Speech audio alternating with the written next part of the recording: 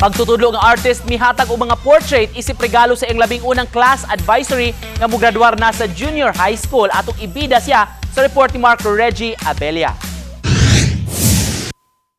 31 ka mga portrait ang gihaguan ng drawing sa usa ka magtutudlo aron matuman lang ang saad niya sa iyang first class advisory niadtong 2019 sa Divino Amor Academy sa Talisay City.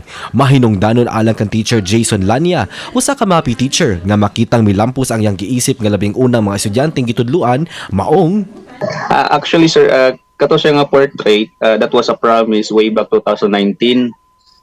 Before nag-pandemic, I said to my students na actually nagsigil mo kong post ato og portrait, then my students asked me if kanang hatagan ba na ako sa portrait, then I promise nga if kinsa maka-survive from grade 7 to grade 10 will be given a portrait.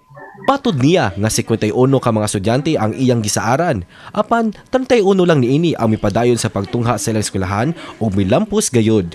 Sud na sa upat ka tuig nga pagtudlo, giasoy niya nga dakong tabang ang iyang talento aron mamahimong epektibo sa iyang napiling propesyon.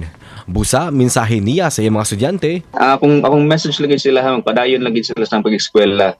Bahalag lisod kay ang kwarta makita ram gid na. Kung mo stop mong gunta tungod sa kwarta, mas magkalisod og atong kinabuhi kay tungod dili na to pursue atong dreams.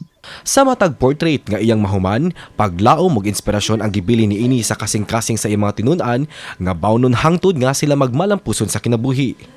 Kauban si Clans Gabutin, Mark Reggie Abelia. GMA Regional TV Live.